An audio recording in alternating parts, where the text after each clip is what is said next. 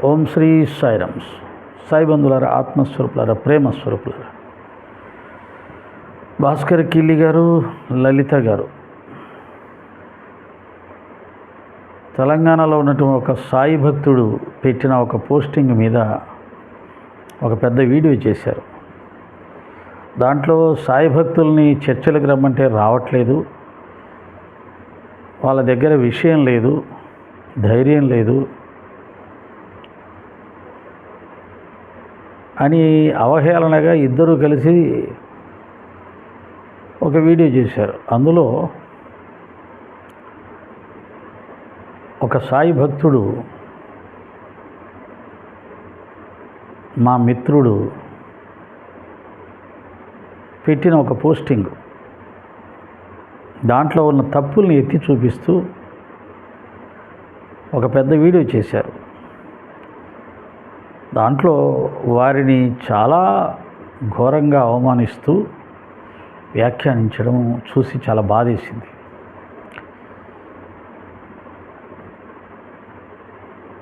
చర్చలకు రండి అని వాళ్ళు పిలిచినా మాలాంటి వాళ్ళం వెళ్ళకపోవడానికి కారణం ఏమిటి అంటే, వారిలో ఇటువంటి దుర్మార్గమైన ప్రవర్తన చాలాసార్లు చూడడం వల్ల సాటి వ్యక్తుల మీద గౌరవం లేకుండా అగౌరవపరుస్తూ అవహేళన చేస్తూ వీడియోలు చేయడం అనేది జరుగుతూ ఉంది. సరే, మమ్మల్ని ఏమన్నా పర్వాలేదు, మేము మనుషులం, సరే వదిలేద్దాం అనుకొని ఉన్న మా ఆరాధ్య దైవము, మా గురుదేవుడైనటువంటి బాబా గారిని కూడా చాలా చులకనగా అవహేళనగా మాట్లాడుతూ ఉంటారు. అటువంటి వ్యక్తులతో కూర్చొని ఎలా చర్చలు జరపాలి అనేది పెద్ద సమస్య. మా సాయి భక్త లోకంలో వాళ్ళు పిలుస్తున్నారు కదా, మన దాంట్లో ఎవరు వెళ్ళట్లేదు ఏంటి, వెళ్ళొచ్చు కదా, మాట్లాడొచ్చు కదా అని చెప్పి అనేవాళ్ళు ఉన్నారు. కానీ వాళ్ళ వీడియోలు చూసినప్పుడు, వాళ్ళ ప్రవర్తన చూసినప్పుడు ఇటువంటి వాళ్ళతో కూర్చొని ఎలా మాట్లాడాలి, అది కరెక్ట్ కాదు కదా. గురుదూషణ చేసి గురువును అవమానించినటువంటి వారితో కూర్చొని ఎలా చర్చలు జరపాలో అర్థం కాని విషయం. ఒక పక్క అవమానిస్తూ అవహేళన చేస్తూ బాబాని, బాబా భక్తుల్ని, మరొక పక్క మేము అసలు బాబా గారిని ఎప్పుడు ఏమనలేదు, సాయి భక్తుల్ని ఎప్పుడు ఏమనలేదు అని అంటూ చర్చలకు రమ్మంటే రారేంటి, మాకు చర్చ మీలాంటి వాళ్ళతో చర్చలు అంటారేంటి, మేమేమన్నాము, చర్చల ద్వారానే కదా ఏదైనా తేలేది.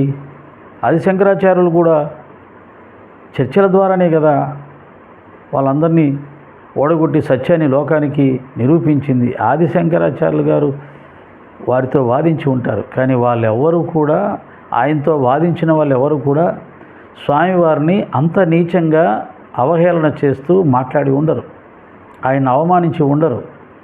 మర్యాదగా చర్చలు అని అంటే గౌరవప్రదమైనటువంటి చర్చలు జరగాలి. ఆ చర్చకు పిలిచేవాడు కూడా గౌరవప్రదంగా అవతల వాళ్ళని ఆహ్వానించాలి. గౌరవప్రదంగానే చర్చా విషయాలు ఏర్పాటు చేసుకోవాలి. అంతేగాని రండిరా పోండిరా, మీరు నరాలు తెగిపోయాయి, ఆ నరాలు కూడా తెగిపోయి ఉంటాయేమో, బాబాగారి తొడ కింద మ్యాటర్ చూడు, తొడగాదులే కాలు కింద, అలాగే ఆ పోస్టింగ్ పెట్టిన ఆయన పేరు ఒకటి ఉంటే దాన్ని వేరే విధంగా వెటకారంగా మాట్లాడి, ఇలాంటి వ్యక్తులతోటి ఎవరైనా కాస్త సంస్కారవంతులు, మర్యాదస్తులు కూర్చొని చర్చలు చేస్తారా పెద్దవాళ్ళు?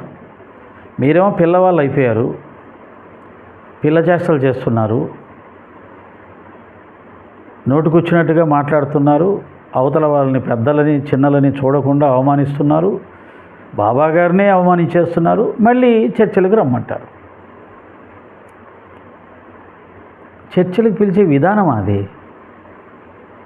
సాటి మనిషిని గౌరవించలేని మనము, అరే ఈ మాట అంటే వాళ్ళకు ఎంత బాధ కలుగుతుంది, అరే ఈ మాట అంటే మన వీడియో కొన్ని వేల మంది చూస్తారు కదా, వాళ్ళు ఎంత జుగుప్సాకరంగా ఫీల్ అవుతారు, ఎంత అసహ్యంగా ఫీల్ అవుతారు, ఈ మాటల అర్థం ఏంటి అనేది లేకుండా నోటికి ఎంత మాట వస్తే అంత మాటలు మాట్లాడేసేస్తూ మళ్ళీ మేమేమనట్లేదు, మేము చాలా మంచిగా పిలుస్తున్నాం, గౌరవంగా పిలుస్తున్నాం అని అంటూ వీడియోలు చేస్తూ ఉంటే, చెప్పే కదా మొన్న పాకిస్తాన్ వాడు మన ఇండియాలో ఉన్న వాళ్ళని మిలిటెంట్లను పంపి చంపిస్తూ ఆత్మాహుతి దాడులు చేస్తూ చర్చలకు రమ్మంటే ఇండియా చర్చకు వెళ్తుందా? మీరు కూడా సాయిబాబా గారి విషయంలో మీ ప్రవర్తన, సాయి భక్తుల విషయంలో, సాయిబాబా గారి విషయంలో అంత ఎక్కువ చేస్తూ ఉన్నారు కదా. మీ అభిప్రాయాలను మీరు బాబా గారి మీద తెలియజెప్తున్నారు, అది మీ స్వేచ్ఛ. అది కూడా చట్టానికి వ్యతిరేకంగా ఉంటే దానికి మీరు దానికి సమాధానం చెప్పుకోవాల్సి వస్తుంది. మేము మీరు చేసిన వీడియోలకి సమాధానంగా వీడియోలు చేస్తూ ఉంటాం. అంతేగాని చర్చలకు రావాలనే రూల్ ఏం లేదే రాజ్యాంగంలో. మీరు పిలిచారు, మీరు నచ్చితే, మీ పద్ధతి నచ్చితే చర్చలకు వచ్చే వాళ్ళు వస్తారు.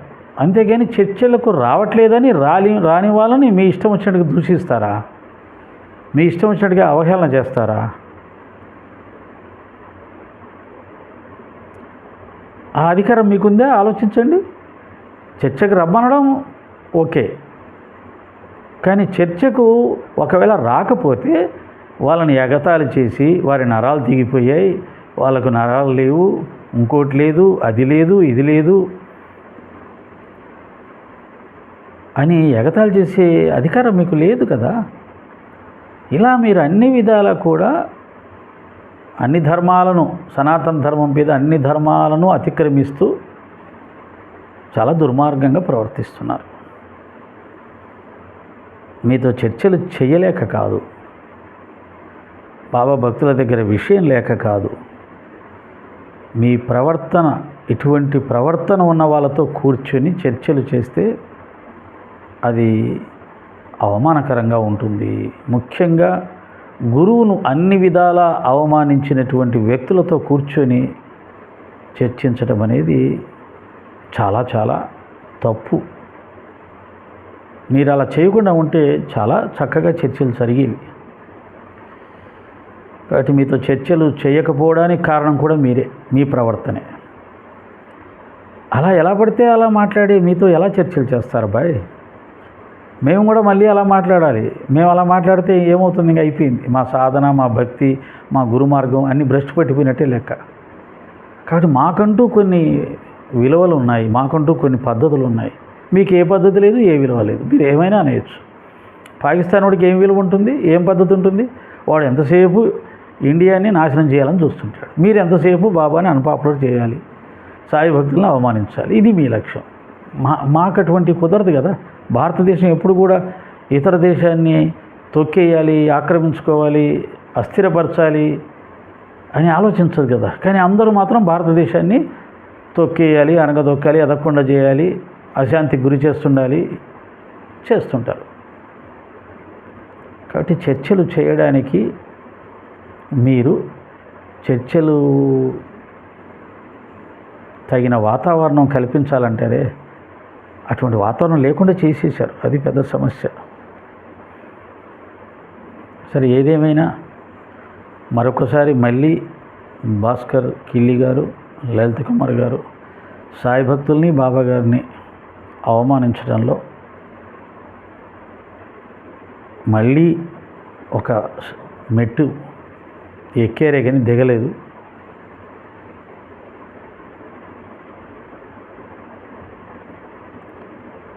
సాయిబు అని రాయిబోయి అని, బాబాగారి భాష అని, ఇంకా ఇందాక చెప్పిన నరాలు తెగిపోయాయని, ఆ నరాలు కూడా తెగి ఉంటాయా అని, ఇలా డబుల్ మీనింగ్ వచ్చే దుర్మార్గపు మాటలు మాట్లాడుతూ సాయి సమాజాన్ని అవమానిస్తున్నారు, బాబాగారిని అవమానిస్తున్నారు. ఓకే, దీనికి బాబాగారే సరైనటువంటి సమయంలో సమాధానం చెప్పవచ్చు. వారి నిర్ణయం కోసం ఎదురు చూస్తూ ఉన్నాం. ఏది ఏమైనా మీరు మా సోదరులు, మీరు తెలియక ఇటువంటి పనులు చేస్తున్నారు కనుక మీకు బాబాగారు మిమ్మల్ని క్షమించి మీకు మంచి పద్ధతుల్ని నేర్పించి గౌరవప్రదమైన వ్యక్తులుగా మిమ్మల్ని తీర్చిదిద్దాలని, బాబాని విపరీతంగా ద్వేషిస్తున్న మీ చేత ఆయన విపరీతంగా ప్రేమించబడేలా ఆయన మాత్రమే చేయగలడు, చెయ్యాలని కోరుకోవడం తప్ప, అలాగే మీరు చేస్తున్న ఈ అల్లరి పనులకు, ఆకతాయి పనులకి, దుర్మార్గాలకి, ఇతరుల మనసులను భయంకరంగా గాయపరుస్తున్నటువంటి కర్మకి, కర్మ సిద్ధాంతం మిమ్మల్ని శిక్షించక ముందే మీరు మారాలి, శిక్షించక ముందే మీరు మారాలి అని కోరుకోవడం తప్ప చేయగలిగిందని లేదు. సాయిరామ్.